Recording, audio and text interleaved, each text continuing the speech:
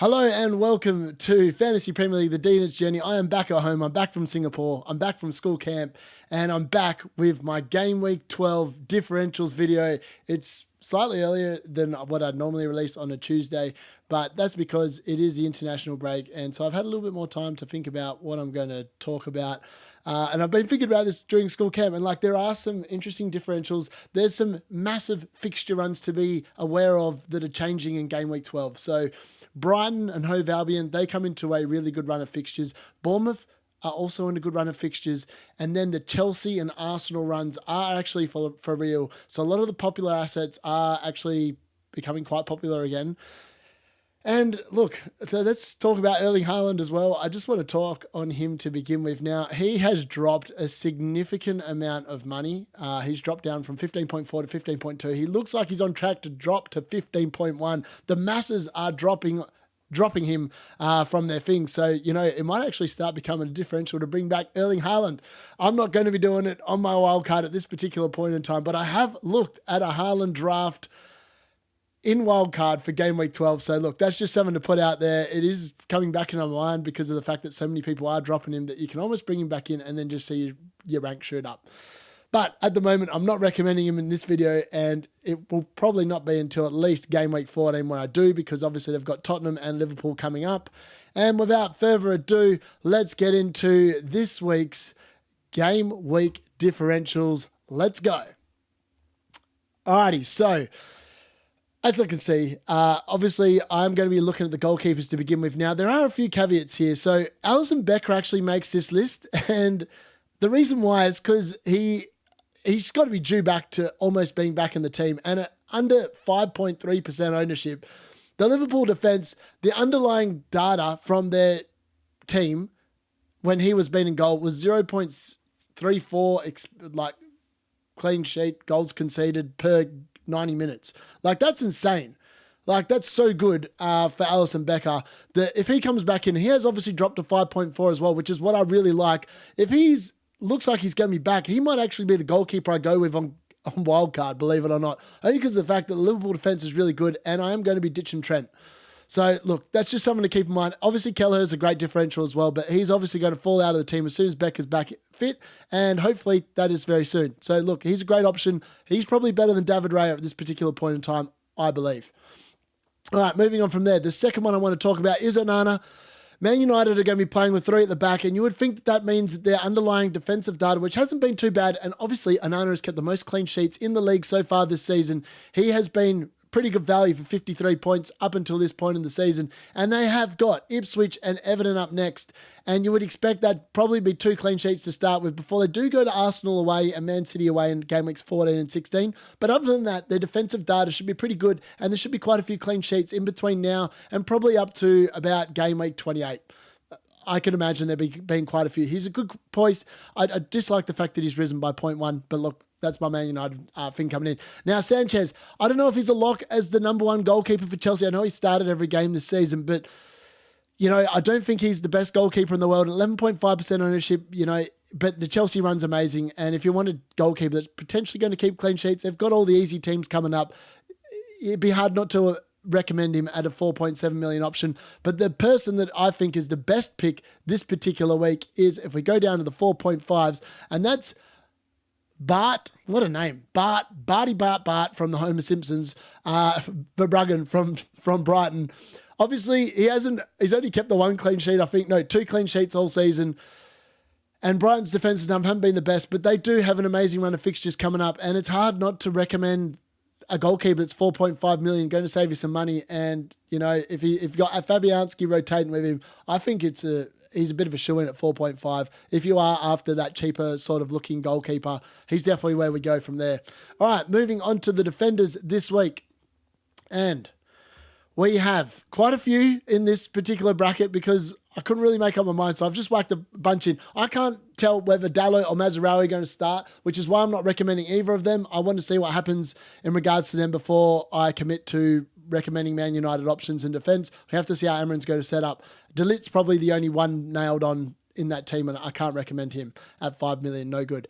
Luca Dean, though, he is 9.2% ownership, and look, his attacking output's really good, and Aston Villa do have a kind of soft run coming up with Palace, Southampton, Brentford, all at home, who don't travel well, and you'd think there'd be some attacking outputs there before game week 7 and 18, where it gets a little bit tougher, but then it opens up again for Aston Villa. So as a cheaper option at 4.7, I don't mind Luca Dean. He's not too bad.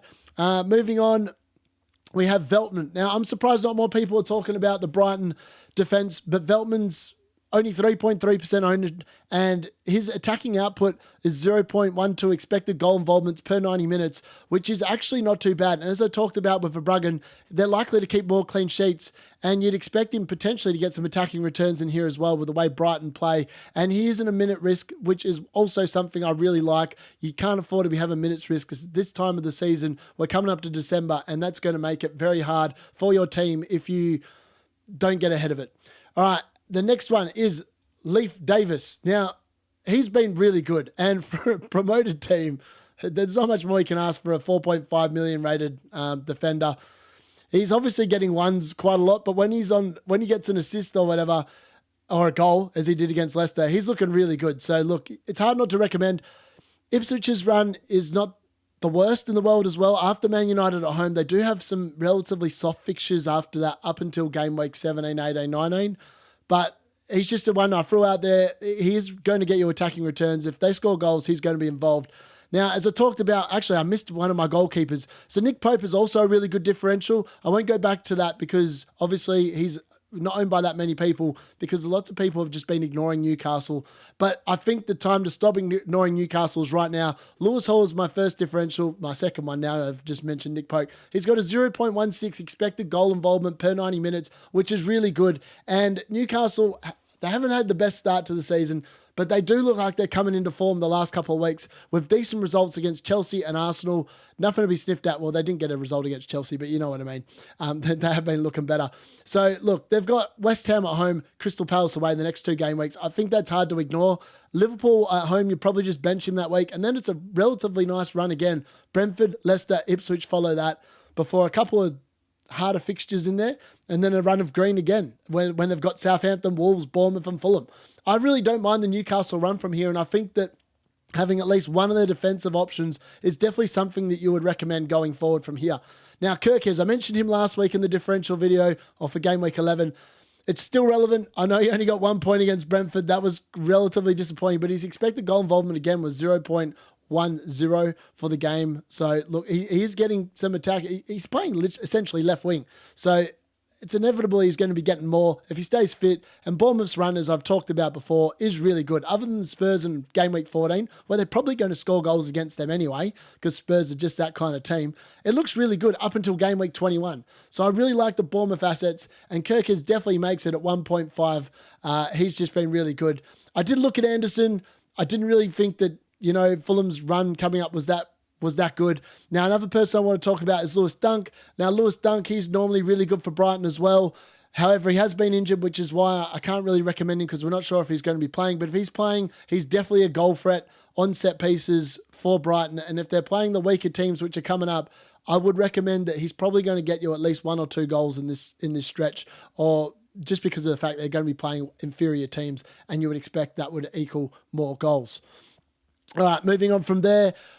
There's no real other defenders I really want to talk about this particular week. I think that's pretty much the lot of them. The other one I will mention is Connor Bradley. Sorry, there is one more. So look, he's got the Southampton fixture, and I dare say that Trent will not be risked against Southampton away, which means that he's a lock for a clean sheet. He's 4.7 million. He's only owned by 0.3% of the comp. And look, if the longer Trent's contract situation goes on, the more likely it is that he's going to leave, which makes me think that Connor Bradley, by the end of the season, might actually find himself in the Liverpool team full time. I don't think that time's going to be now. Once Trent's back fit, he's going to be definitely back starting. But as a very short-term punt, if you were wildcarding in game week 13, you want a guaranteed clean sheet this week, I don't think Trent's going to play. Connor Bradley is a great pick. He's definitely going to keep you a clean sheet. And look, he's not the worst going forward as well. All right, moving on from there, we are going to the midfielders next. And in here, Brian Mbeumo, I want to talk about him. He's owned by 43.3% of the competition, and He's almost raising to 8 mil. He's on track to rise to 8 mil. He's definitely going to be fit, so don't worry about the yellow flag there. However, I actually think that the differential here is to actually go with Bruno Fernandes instead of Brian Mbeumo, especially if you're on wildcard and you want to get an Arsenal midfielder in as well as your Mbeumo. I actually think that swapping to Bruno, if you can afford it, is probably the way to go. The dude is back in form. 27 points in 2 game weeks. I know you don't chase the points, but the next 2 fixtures, Ipswich away and Everton at home, you could almost think that he's quite likely to get 20 points minimum in those 2 fixtures. He's a great look. I even don't mind him away against Arsenal and Man City. Man City aren't the fixture that they used to be, particularly this season, and I think that you could really expect him to pop off in those particular games. So look, that's someone that I really want to point out there because I think that potentially he could be really good moving forward. Just keep that in mind. If you are on wildcard like I am, that's a potential play. Now, onto the differentials in the midfield this week. It is Iwobi. I don't mind him at 5.6 mil. He's only 2.2% owned. Fulham's run does get a little bit difficult in game weeks 15, 16 and 18. But other than that, he's got some delicious fixtures in there. Southampton at home, Brighton at home, Wolves at home. Like there's going to be goals there. And after that, game week 19 to pretty much game week 24, it's a nice looking run there as well. And then only 2.2% ownership. Iwobi's 0.46 expected goal involvements this season, which is just insane. No, 0.38. I was remembering someone else's. It was close, but he's got really good goal involvement, and it's someone you definitely want to look at. Now, this guy, 5 million. He's in the budget enablers vid I did the other day, 0.8% ownership. I mean, this is insane how many points this guy has pumped out at 5 million. He's 40 points for the season. He's just been really good. He just gets the odd goal, the odd assist and that, and he just goes very much under the radar. He's got 0.31 expected goal involvement per 90 minutes. I mean, for 5 million, that's dirt cheap, and I don't know how you can overlook it. And they've still got 2 really delicious fixtures to come. Everton away, Leicester at home. He's a great short-term pick. I'm not sure about the long-term, but he's definitely someone that if you're chasing money, he's fantastic. Now, there's 2 Brighton players in here. The first one is Jorginho Ruta. He looks really good at 5.6 million. The Brighton run is amazing, and the only concern I've got with him is his minutes risk. He hasn't been playing 90 minutes, bar like game week 10 where he played the full 90, but his expected goal involvement per 90 minutes is 0.43, which is ridiculous. So at 5.6, he's a really good differential that's different to your Semenyos, your Smith-Rowes, your Rodgers. I really like him, and I think that that's something that you should be taking to mind, particularly with the Brighton run coming up. Now, Anthony Gordon and Harvey Barnes, they're on here because the Newcastle fixture run is looking really good. Now, Anthony Gordon has got 0.6 expected goal involvement per 90 minutes. If he is fit, and he's a yellow flag at the moment, but if he's fit, he's got West Ham at home and Crystal Palace away the next 2. And the games even away that are harder for Newcastle, I don't mind them from an attacking sense. And Gordon and Barnes are going to be involved with the goals. It's a bit like Izzat when we talk about him in the forward line, but they're definitely some players that people have sort of forgotten about because Newcastle had a very indifferent start. But I really like him. When Anthony Gordon's up and firing and he's playing the full 90 minutes, he's generally involved in goals. So that's my caveat to that. Just keep that in mind. I really love that, and I think that him or Harvey Barnes are both really good options. Harvey Barnes has obviously scored more points. He's got 49 for the season and only cost you 6.3, whereas Gordon has only scored 39 and will cost you 7.2. Factor that into your budgets when making a decision on those 2 particular players. All right, moving on to my next ones. So, Justin Kluivert. Now, he again is a bit of a minutes risk. However, his history has been super good. So, look, he's only averaging about 60. Well, he's not averaging many minutes at all. He's probably averaging about 60 minutes per game, but he's got an expected goal involvement of 0.43. So it's not bad per 90 minutes. The only problem is he's not a guaranteed starter, and he's not a guaranteed person that's going to play you more than 75 minutes on average from the start. So that's the only caveat on that. He's a very low-owned person, but it's hard to recommend someone where the minutes aren't there moving forward. You got to be 100% certain they're going to be playing the minutes. Otherwise, at this particular point of the season, it's going to become really difficult really quickly. Now, someone I want to talk about, and you almost might have to wait a week to see how this is, but you could jump early and you could be rewarded massively. Now, Amad Diallo, I started the season with him and he started with a bang.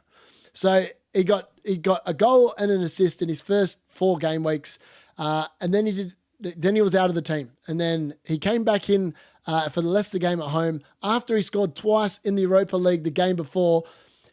I think he's a nailed-on person to play in the 3-4-3, the 3 at the top, as one of the 10s in Amarin's system. I really personally believe that he's going to pop off. And I think we'll see Ahmad rise in price and people will jump on. I'm just putting this out there because I believe that at 4.9 as well, he's actually dropped 0.1 million from the start of the season before I jumped off him. I just really like him. 0.32 expected goal involvement per 90 minutes. That's going to increase with consistency in selection, and I really like Amad Diallo. I just think that he's great here.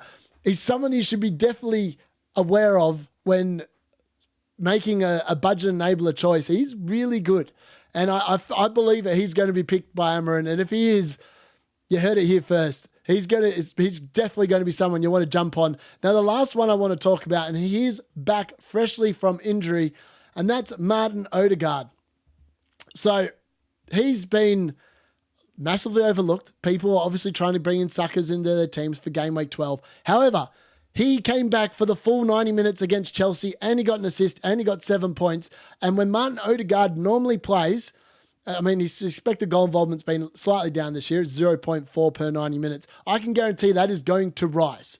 And with the fixtures they've got coming up, Nottingham Forest at home, West Ham away, Man United at home, Fulham away, Everton at home, Crystal Palace away, Ipswich at home, Brentford away, Brighton away. There are goals in there, and if he is back and fully fit and playing 90 minutes, Martin Odegaard, I think, is the differential you want from Arsenal. He's obviously dropped 0.3 from his starting price. I really love him as a pick. And he potentially may well make it into my team in a 5-man premium midfield in game week 12 for my wildcard draft. I really like him because then it means I can also afford an Isaac or a Jackson in the forward line as well, which we'll get to in a second. Now, the last person I want to talk about is a bloke that just came on and made his debut from the bench. Played 33 minutes. They signed him for a lot of money in the summer. And that is Matt O'Reilly. Now, he obviously scored the goal and got 8 points against Manchester City at home.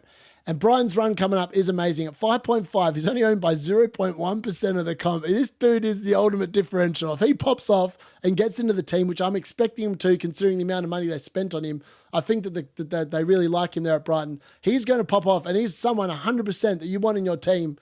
I think if he's going to be playing, this run of fixtures for Brighton is unbelievably good. I mean, up until probably game week 29, you probably want him in. So I really like it. I think Brighton are going to be an attacking team, and I really believe that Matt O'Reilly is going to kick on.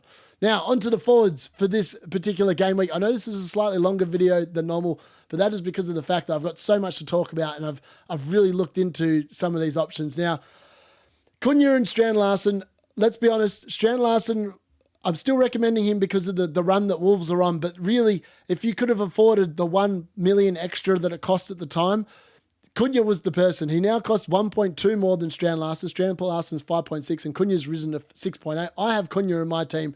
And look, the stats don't lie. He was fantastic against Southampton with a goal and an assist. He's got an expected goal involvement of 0.47 per 90 minutes, and he's still got that delicious run of fixtures to come. It just looks really good. I just love it. I think there's going to be lots more goals there. I still believe Strand Larsen's also a good pick, but if you could afford the extra money, Cunha, who's owned by slightly more people, he's definitely the pick. Now, Wiss is also yellow flagged here. He's also really good. And if you're getting rid of Brian and Buemo, it'd be good to cover the Brentford attack with Wissa, who has been brilliant since he's come back into the team. I can't see how he doesn't keep on popping off. I mean, against game week 9 against Ipswich, he was brilliant. Game week 11 against Bournemouth, he was brilliant. At home, I think you can almost bank him in for a good amount of points. And with Everton away and Leicester at home up next, there's no guarantee. Sorry, there is a guarantee, I reckon, of at least 15 points from Wissa over those next 2 game weeks. He might even get you to 20 because he is getting involved with the bonus points as well when he is scoring. So, and that does obviously affect Mbuemo's scoring as well.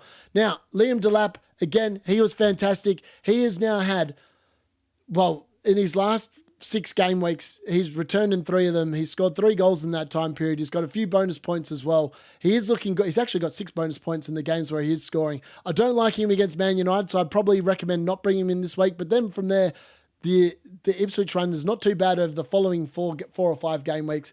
And he's definitely at 5.6. He's dirt cheap. There's nothing not there to like. Evanilson. Now, people are sitting there saying he's a minutes risk. Yes, he is a minutes risk. He's only played 90 minutes once this season, but he does start almost every game. He's only not started one game, and he always lasts over 60 minutes. And his expected goal involvement over those 90 minutes is 0.59. The dude is involved in the goals, and Bournemouth are scoring them. So, look, 1.5% ownership. He is definitely someone that if I don't go with Isaac, it's going to be a Cunha, Evanilson, and João Pedro draft for me in the forward line, depending on how I go in the midfield and what options I particularly go for. João Pedro, as I said here, he's amazing. 5.4. It looks like he's back from injury. He returned off the bench with a goal and assist against Manchester City. I mean, that's just brilliant. And look, the Brighton run, as I've mentioned previously a number of times in this video, is unbelievably good from here on in. And you really want him in. And hopefully by the time Southampton come to play them at home in game week 13, he's playing the full 90. Because if he is, I'm telling you, he's going to get double figures against Southampton. 100% lock him in right here, right now. Now, the other two people I want to talk, in fact, Rasmus Højlund. I almost forgot about it. Now, you can tell I'm a Man United fan because I'm promoting some of their assets today, but with good reason. Rasmus Højlund, I believe, will start in the 10, the 9 position, whatever you want, in the 3-4-3 formation. And the way they are going to be set up is for the creative players to feed him the ball so he can score goals. And if that is correct, and he plays like Gyökeres does for Sporting Lisbon, Rasmus Højlund is going to start scoring goals. And he's going to start scoring a lot of them. Because that's how Amarin teams are set up, to feed the centre forward. And if Rasmus Højlund is that person, it's not Rashford. It's definitely not going to be Xerxes, so I'm not worried about him. The only concern I've got is it could be Rashford instead of Højlund. But I really think that he's going to try and turn Højlund into that player, that really oomph player, and he is going to start popping off. And at 1.7% ownership, I know it's hard, and it's really an early adoption to bring him in, but I don't mind it. I mean, the next two fixtures in particular, I believe he'll score in both of them. Or he'll be involved in goals in both of them. Then they've obviously got the tougher away fixtures, but then the other games in between look really good from an attacking perspective. I just think that he's a really good pick. Now, I'll finish on this. These two are not differentials because they are owned by essentially the same amount of people in the comp. So Jackson's 16.9% ownership. The flag here is he's on 4 yellow cards, so you've got to take that into mind. And these aren't really massive differentials because quite a few people do own them, but they are fret values. I really like him. Per 90 minutes, Jackson is up to 0.66 expected goal involvement per 90 minutes. It's really good. 7.9 million. I really quite like it. And the run of fixtures coming up is really good. I know the Leicester and Southampton games are away from home, but Chelsea have shown away from home that they'll score goals. Like, just look at the Wolves game earlier this season where they scored 6. And then obviously the other caveat is Isaac. Now, I really like him. He's literally owned by the same amount of people, 16.9%. Mad. Isaac, though, has scored in the last 3 games. And he looks like he's in the form that we expected him at the start of the season. And at the moment, he's currently in my wildcard draft. Because obviously they've got West Ham at home, who have been absolutely god-awful this season, and Crystal Palace away, who haven't been great defensively as well. Even when Newcastle are playing the harder teams, Isaac still seems to be involved in the goals. And I really like him. At the moment, Callum Wilson's still nowhere near the starting lineup. I don't even know if he's fit. I'm pretty sure he's still not fit. So look, Isaac is definitely my last. I don't know how you split Jackson and Isaac. In a world, I feel like you could have both of them and Cunha, but then you're probably wasting money where you could spend it elsewhere on your squad. Those are my Game Week 12 differentials. If you've liked the video, please smash the like button. If you're new and you've really enjoyed this, please smash the subscribe button. Help me grow the channel. If you want to get involved in the WhatsApp group, hit up the link in the description. And if you want to join the league and take us all on, the league code's there, also in the description. Thanks for joining us. That's the D in it out.